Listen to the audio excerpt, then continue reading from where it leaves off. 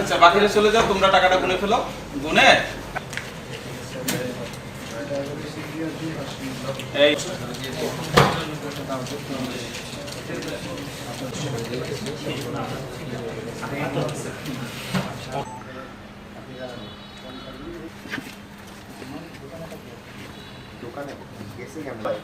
বোঝা যাচ্ছে নাকি চিৎ করে দিবেন। সোনালী ব্যাংকেরই লাগানো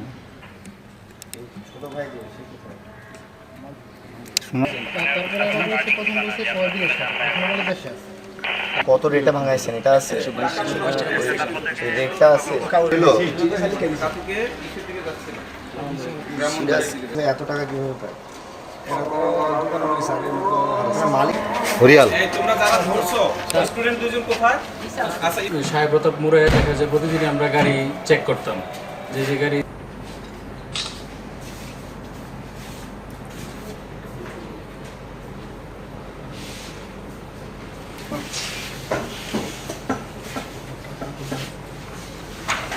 আচ্ছা বাকিরা চলে যাও, তোমরা টাকাটা গুনে ফেলো। গুনে এই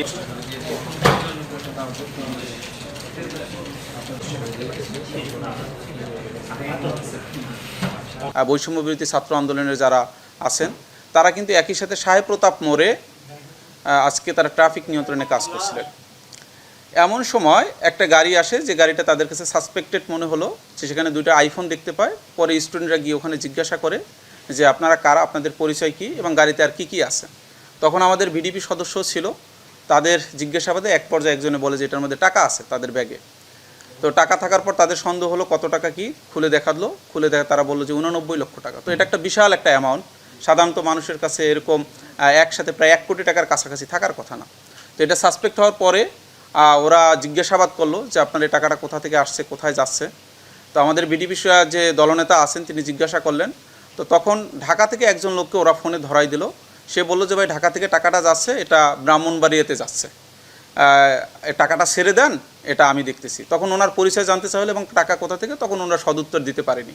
ড্রাইভার বলছে যে এটা ভাড়া করা গাড়ি, উনি এ বিষয়ে কিছুই জানে না। আর যে দুজন ছিল তারা এক এক সময় এক এক কথা বলে কোনো সঠিক উত্তর দিতে পারেনি। কখনো বলে এটা বিদেশ থেকে আসছে, কখনো হুন্ডির মাধ্যমে আসছে। তখন জিজ্ঞাসা করলে কত টাকা বললো, একজন এক এক কথা বলে, কেউ বলে 5 লাখ টাকা, আবার কেউ বলে আমাদের 4-5 ভাই মিলে আসছে। তো তাদের কথায় গরমিল হয়, আমাদের এটা সন্দেহ হয়। সন্দেহ হওয়ার পরে আমরা জেলা প্রশাসক এবং জেলা ম্যাজিস্ট্রেট স্যারকে বিষয়টা অবগত করি। স্যার অবগত করলে বলেন যে টাকাটা আপনারা জেলা প্রশাসকের কার্যালয় এখানে নিয়ে আসেন।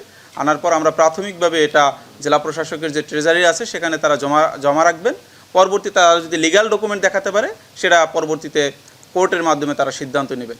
বৈষম্যবিরোধী ছাত্র আন্দোলনের যারা এখন যেসব ছাত্ররা আমাদের ট্রাফিক নিয়ন্ত্রণে কাজ করছেন তারা প্লাস আমাদের ভিডিপি সদস্যরা এই টাকাটা গণনা করে এটা ট্রেজারিতে জমা দেবে। আজকে টাকাসহ আমরা আরও 3 জনকে পেয়েছি এবং আমরা বড় একটা অ্যামাউন্ট টাকা গণনার কাজ চলছে। আমরা সেখানে বুঝতে পারবো প্রায় 1 কোটি টাকার কাছাকাছি সেখানে হবে। তো আইনশৃঙ্খলা পরিস্থিতি নরসিংদীতে যারা অবনতি ঘটানোর চেষ্টা করছে তারা এখন ধীরে ধীরে আটক হচ্ছে। আশা করছি আমরা 2-1 দিনের মধ্যেই তাদের সকলকে আটক করতে সক্ষম হব এবং এই পরিস্থিতির উন্নতি হবে।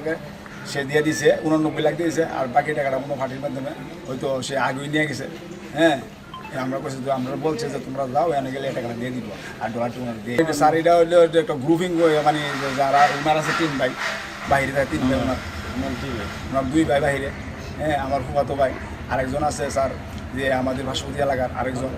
হ্যাঁ আরেকজন আছে স্যার যে নবীনগরের। হ্যাঁ এরা 10-12 জন মিলে স্যার এরা এই টাকাগুলি যে কোরবানির আগে আসছিল, আসার পরে না ইদানিং না কোরবানির আগেও আসছিল, পরে ইদানিং একটা যে লোক আসছিল এই টাকাটা দিয়েছে হরতালের সময়। স্যার আমরা যে লোকটাকে স্যার আনছি, তো ওর কাছে টাকাগুলো দিয়ে দিছে। তো আন্দোলনের কারণে স্যার আমরা আর থাকতে পারিনি ওই জায়গাতে। স্যার হুন্ডির মাধ্যমে যে একটা লোক আসছিল 10 দিন আগে আসছিল, তার মাধ্যমে টাকাটা দিয়ে দিছে। হ্যাঁ তখন টাকাটা সে নিয়ে বাড়ির দিকে গেছে গা, তখন আবার বাড়ির দিকে আমরা গেছি স্যার, আজকে গেছি এই টাকাটি বাঙানোর জন্য। তো আন্দোলনের আমরা স্যার আসতে পারি না। এই আজকে গিয়েছিল আমরা সকাল ভোরে 6টার দিকে রওনা দিছি, গিয়েছিল যে 10টা বাজে বাঙা। তারপর আমরা ওই পাশে যাওয়ার, ও আর আমি ওই পাশে গেছিলাম, রাস্তার ওই পারে উপরে যাওয়ার পর 3টা গাড়ি চেক আপ করছে, কোনো কিছু পাই নাই। তারপর এই গাড়িটা আসছে, আসার পর ওনাদের 2টা ফোন গাড়িতে ছিল, 2টা আইফোন ছিল দেখে আমাদের সন্দেহ হয়েছে। সন্দেহ হওয়ার পরে আমরা জিজ্ঞাসা করছি যে ভাই কিছু আছে, ওনারা বলছে না ভাই কিছু নাই। তারপর আমরা বলছি ভাই ব্যাগে কি, তারপর উনি একজন বলছে যে ব্যাগে কিছু নাই, আরেকজন বলছে ব্যাগে টাকা আছে। তারপর আমরা বলছি যে ব্যাগটা খুলেন, ব্যাগ খোলার পরে টাকা পাইছি, টাকা পাওয়ার পরে এই যে ব্যাগ